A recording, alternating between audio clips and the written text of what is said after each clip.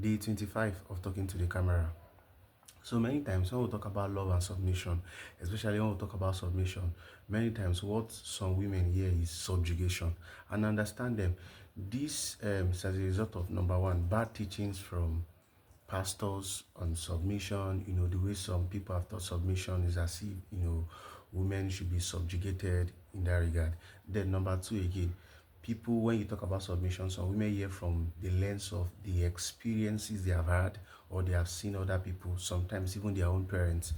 Then number three, modern day feminism, where they just hate women. They just hate men. Now, understand that the initial feminism that started was, wanting women to have equal rights in the society, wanting them not to be subjugated. That is right. But what we are moving to these days, majorly, is just people hating men for nothing. I get my point. Now, when we talk about submission, some people also say that Paul Paul is a misogynist, and they say all sorts of things. You need to understand that Paul and Jesus, they were even more of a woman advocate. For instance, when people say that Paul was speaking in scripture, say that women should be quiet, you need to understand, read scripture in context, that he was addressing the particular issue that was happening in the church in Corinth, and then that it was an address he gave to a particular church because of how the women in that particular church was behaving. How do I know this? Because that same Paul in that same First Corinthians spoke about women prophesying, and in those days women were not even allowed to speak in church, in public places. But then Paul was saying that women were prophesying. The first person who saw the resurrected Christ was a woman. And then there were even other women who worked with Paul, Priscilla and Apollos, Junior, the other deacon was a woman. Do you get all these things? So you need to understand that the Bible at no point, the Bible, the disciples, Jesus at no point taught anything that women should be was subjugated. And anytime we genuinely teach on submission, some people, I also understand why women are angry sometimes, because sometimes in the previous years or sometimes we talk more on submission than love, and that's why people think that submission is harder than love. Now let me explain. See, love, man love your the man, husband love your wife, is a very hard thing. But the reason why people are not really seeing that it's a very difficult something or it's a very hard thing is because men, with all due respect, many men have not been living to the standard to which Christ gave to us. It's a love as Christ loved the church. Let me give you an example.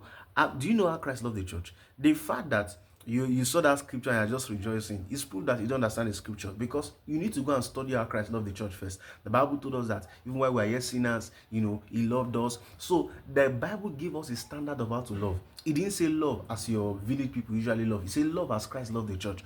So no matter what your wife is doing, the Bible gave us a standard to love them. No matter what, love them. It is because people have not been living to the standard that Christ gave. Many men. That is why people think that submission is other than love. Love means no matter what your wife did. The Bible says love. Your wife wake up in the morning, her mouth is smelling, she wakes up, she has bad character. The Bible gives us love.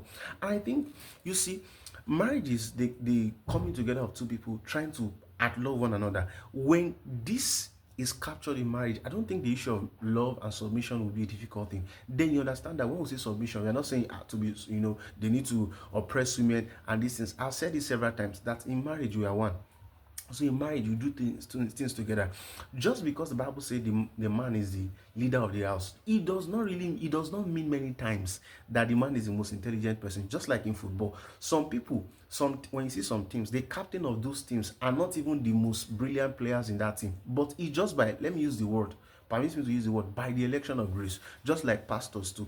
Go on YouTube, you see people who are sound theologians, but they do not have the call to be a pastor.